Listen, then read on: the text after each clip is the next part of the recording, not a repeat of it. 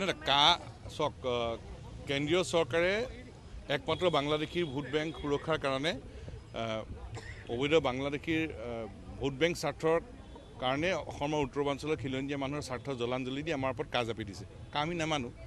নিৰৱচ্ছিন্নভাৱে গণতান্ত্ৰিক আন্দোলন চলি আছে, আইনগত যুঁজো চলিছে। 12 তাৰিখে শুনানিৰ তাৰিখ দিছে। অসম উত্তৰাঞ্চল আৰু ত্ৰিপুৰাৰ পৰিস্থিতি বেলেগ। আমাৰ ইয়াত অসম চুক্তি আছে। 40 লাখ জনসাধাৰণ ত্ৰিপুৰা, 10 লাখ ত্ৰিপুৰী বাচি আছে। গতিকে সকলো কথা আমাৰ কাৰণে সুকীয়া কাৰণে উচ্চতম ন্যায়ালয়ে সময় একে ৰাখিছে। একে সময়তে হ'ব শুনানি, কিন্তু আমাৰ কাৰণে পৃথক সময় দিব। গতিকে 12 তাৰিখে শুনানি হ'ব, উচ্চতম ন্যায়ালয়ে আমাক ন্যায় দিব বুলি আমি আশা কৰিছোঁ। চাওক কেন্দ্ৰীয় চৰকাৰে একমাত্ৰ বাংলাদেশীৰ ভোট বেংক সুৰক্ষাৰ কাৰণে অবৈধ বাংলাদেশীৰ ভোট বেংক স্বাৰ্থৰ কাৰণে অসমৰ উত্তৰাঞ্চলৰ খিলঞ্জীয়া মানুহৰ স্বাৰ্থ জলাঞ্জলি দি আমাৰ ওপৰত কাজ আপি দিছে। আমি নামানো। নিৰৱচ্ছিন্নভাৱে গণতান্ত্ৰিক আন্দোলন চলি আছে, আইনগত যুঁজো চলিছে। 12 তাৰিখে শুনানিৰ তাৰিখ দিছে।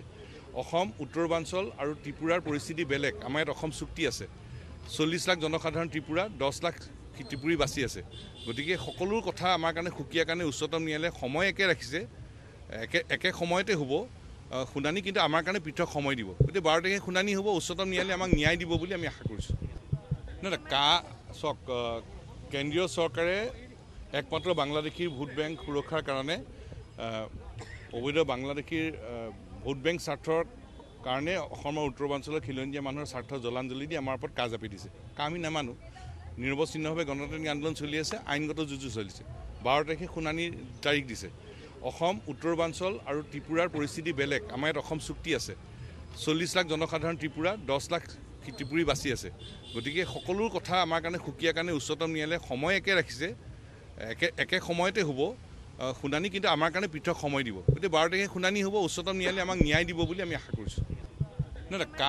চাওক কেন্দ্ৰীয় চৰকাৰে একমাত্ৰ বাংলাদেশীৰ ভোট বেংক সুৰক্ষাৰ কাৰণে অবৈধ বাংলাদেশীৰ ভোট বেংক স্বাৰ্থৰ কাৰণে অসমৰ উত্তৰাঞ্চলৰ খিলঞ্জীয়া মানুহৰ স্বাৰ্থ জলাঞ্জলি দি আমাৰ ওপৰত কাজ আপি দিছে।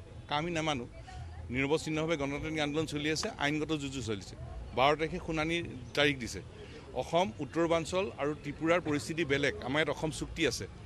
40 লাখ জনসাধাৰণ ত্ৰিপুৰা, 10 লাখ ত্ৰিপুৰী বাচি আছে। গতিকে সকলো কথা আমাৰ কাৰণে সুকীয়া কাৰণে উচ্চতম ন্যায়ালয়ে সময় একে ৰাখিছে। একে সময়তে হ'ব শুনানি, কিন্তু আমাৰ কাৰণে পৃথক সময় দিব। গতিকে 12 তাৰিখে শুনানি হ'ব, উচ্চতম ন্যায়ালয়ে আমাক ন্যায় দিব বুলি আমি আশা কৰিছোঁ। চাওক কেন্দ্ৰীয় চৰকাৰে একমাত্ৰ বাংলাদেশীৰ ভোট বেংক সুৰক্ষাৰ কাৰণে অবৈধ বাংলাদেশীৰ ভোট বেংক স্বাৰ্থৰ কাৰণে অসমৰ উত্তৰাঞ্চলৰ খিলঞ্জীয়া মানুহৰ স্বাৰ্থ জলাঞ্জলি দি আমাৰ ওপৰত কাজ আপি দিছে। আমি নামানো। নিৰৱচ্ছিন্নভাৱে গণতান্ত্ৰিক আন্দোলন চলি আছে, আইনগত যুঁজো চলিছে। 12 তাৰিখে শুনানিৰ তাৰিখ দিছে।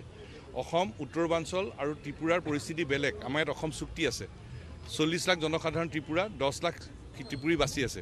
গতিকে সকলো কথা আমাৰ কাৰণে সুকীয়া কাৰণে উচ্চতম ন্যায়ালয়ে সময় একে ৰাখিছে। একে সময়তে হ'ব শুনানি, কিন্তু আমাৰ কাৰণে পৃথক সময় দিব। গতিকে 12 তাৰিখে শুনানি হ'ব, উচ্চতম ন্যায়ালয়ে আমাক ন্যায় দিব বুলি আমি আশা কৰিছোঁ।